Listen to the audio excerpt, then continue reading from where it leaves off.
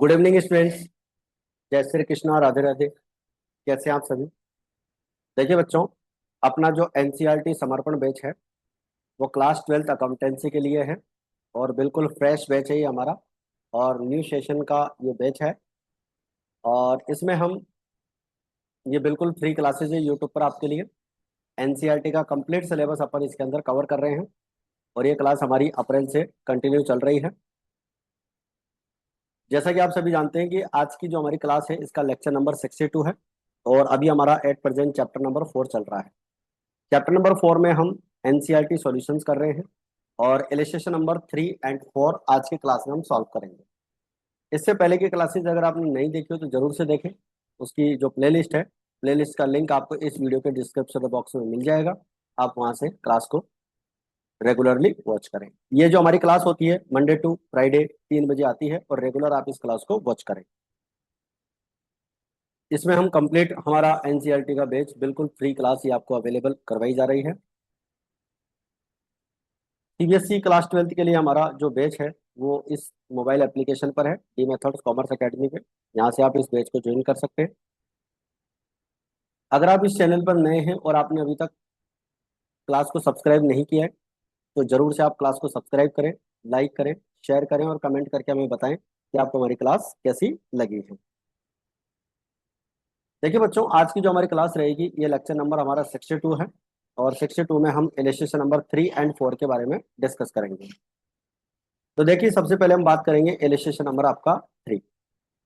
Vibha, Shobha and Anubha 3 partner हैं और इन्होंने पार्टनरशिप फर्म बंद होने के टाइम पर कुछ यहाँ पर कंडीशंस दी हुई है, आपको जर्नल एंट्री करने के लिए बोला गया है। रियलाइजेशन एक्सपेंसेज यानी डिजोल्यूशन एक्सपेंसेज 6500 था। ठीक है।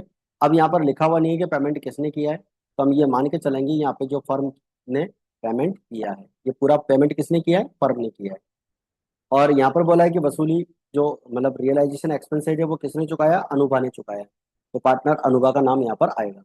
तो देखो, जर्नल एंट्री की अगर अपन बात करें तो पहली एंट्री आपकी बनेगी realization account debit to cash oblique bank account. ठीक है। कैश ऑब्लिक बैंक अकाउंट 6500 का जो पेमेंट है वो किसने किया है, यहाँ पर जो पेमेंट किया है वो,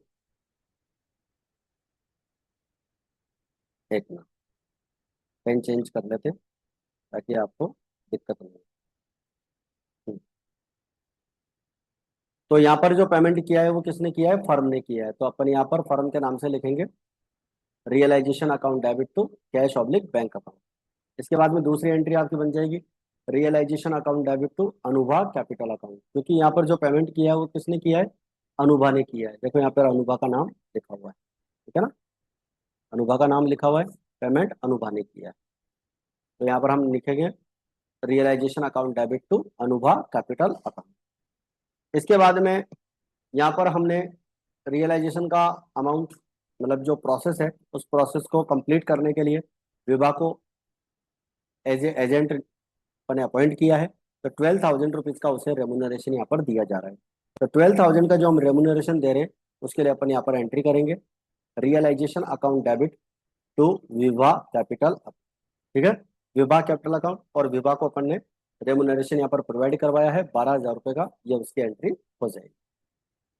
इसके बाद में हमारे पास में पॉइंट नंबर आपको जो दे रखा है वो दे रखा है फोर्थ वाला, कि वसूली का जो प्रोसेस है उसको कंप्लीट करने के लिए हमने शोभा को एज ए न्यू पार्टनर या मतलब एजेंट नियुक्त किया है और 15,000 रुपीज का उसे रेम्यूनरेशन दिया गया है।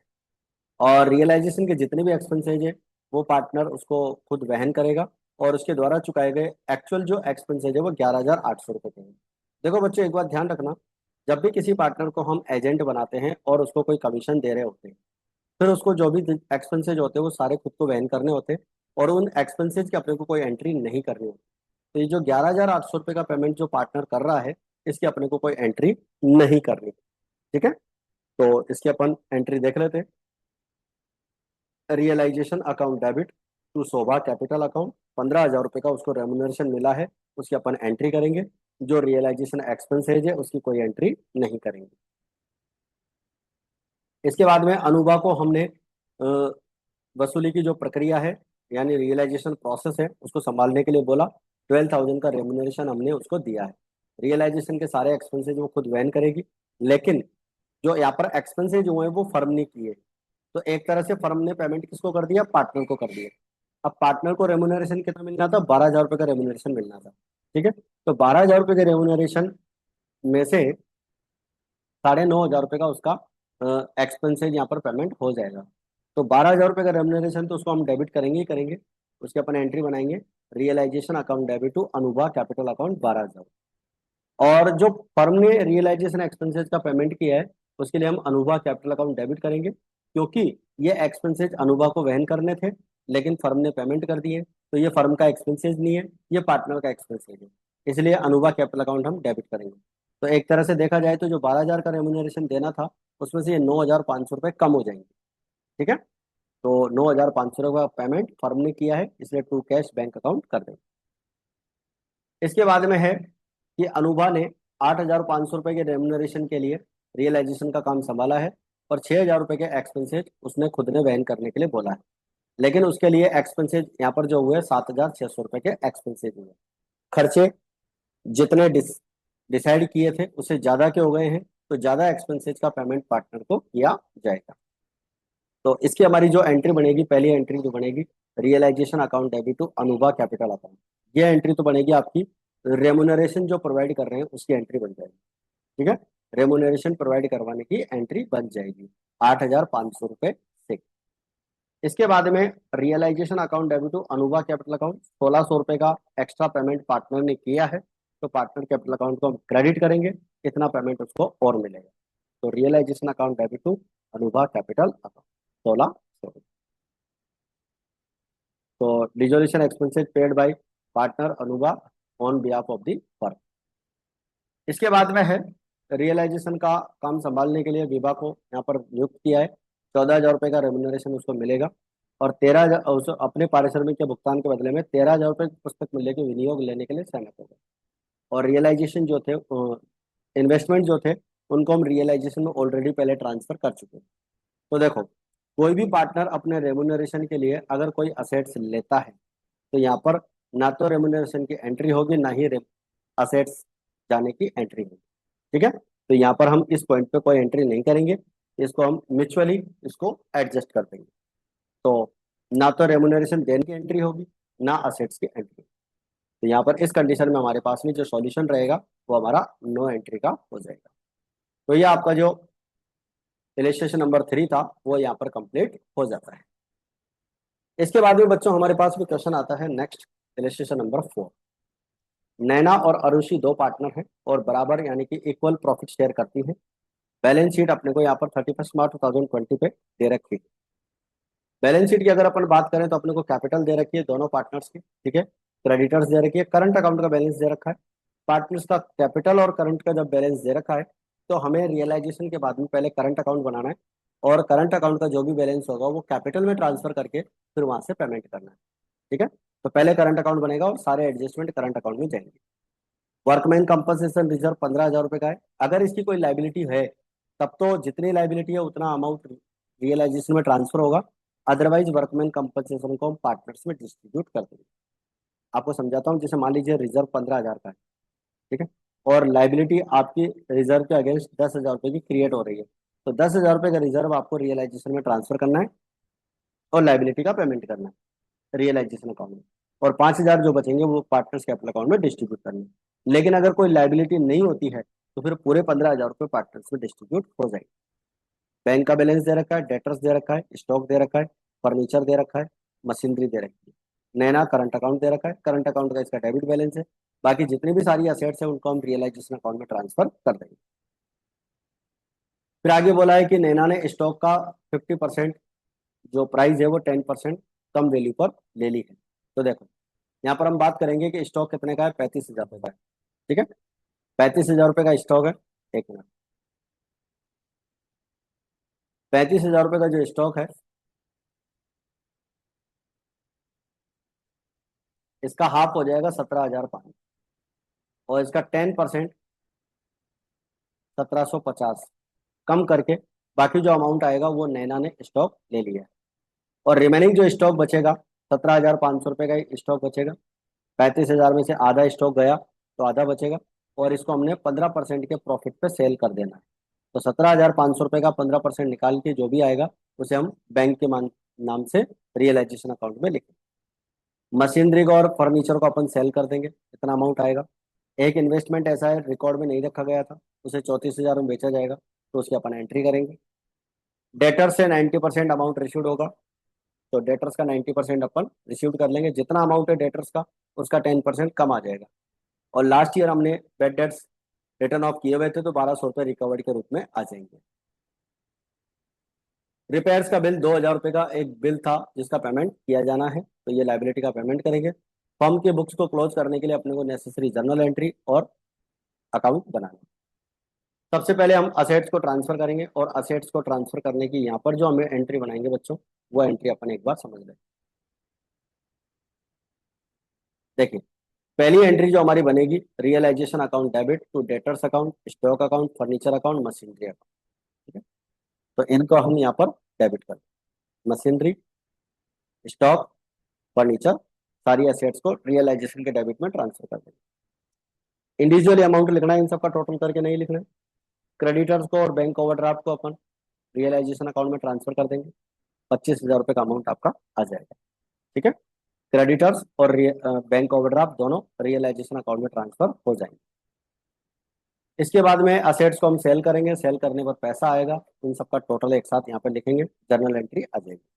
पेमेंट कितना होगा, पेमेंट की एंट्री बन जाएगी realization account debit to bank. ये अमाउंट कहाँ से आएंगे, रियलाइजेशन अकाउंट में भी अपन इसको समझते हैं। फिर आपका जो 15,750 रुपये में स्टॉक को यहाँ पर लेंगे। देखो, स्टॉक 35,000 का था, इसका हाफ हो जाएगा 17,500, और इसका भी 10% अमाउंट कम कर लेंगे, 1,750, तो 15,750 बचेगा।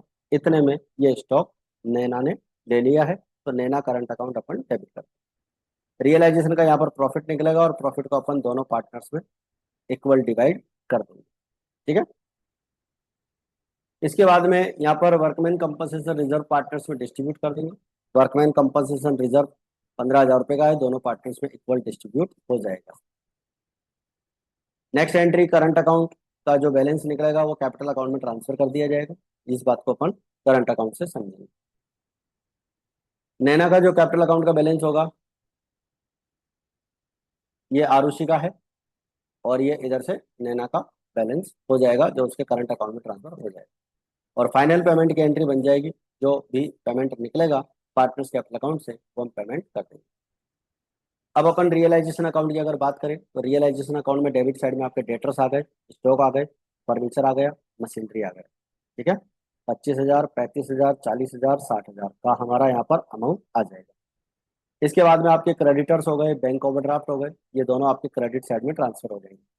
इन्वेस्टमेंट को अपन ने 34 में सेल किया है, फर्नीचर को आपने 30,000 में सेल किया है, मशीनरी को आपने इतने में किया है।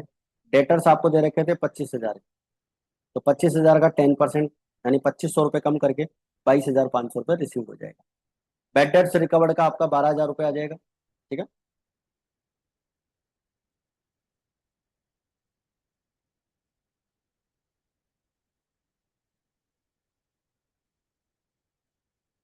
यहाँ पर एक अमाउंट कम है बच्चों, वो आपको लिखना पड़ेगा, बाकी ये टोटल बिल्कुल सही है। यहाँ पर एक स्टॉक का अमाउंट और लिखना पड़ेगा आप।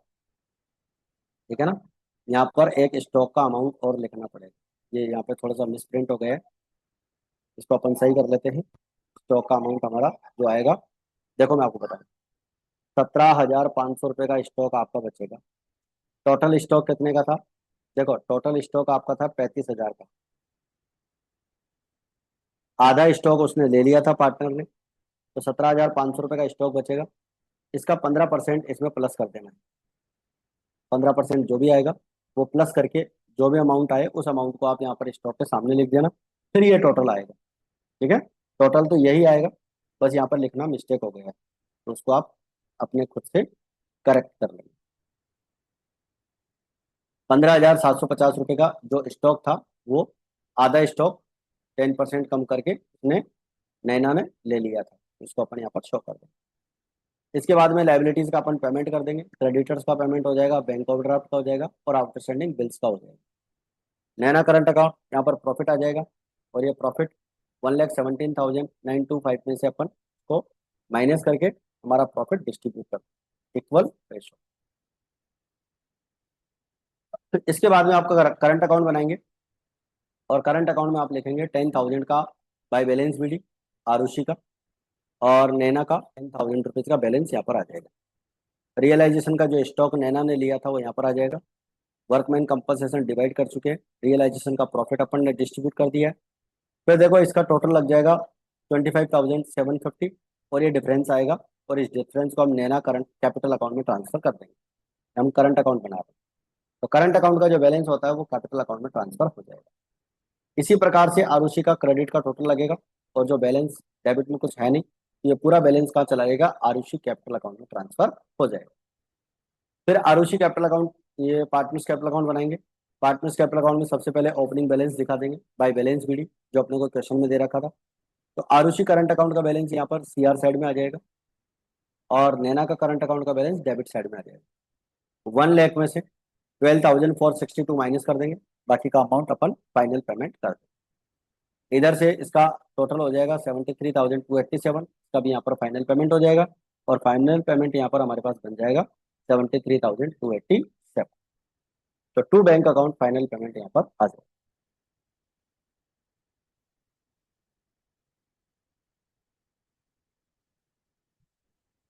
तो ये हमारा यहाँ पर कैपिटल अकाउंट कंप्लीट हो जाएगा, और इसके बाद में हमारे सामने आ जाता है बैंक अकाउंट।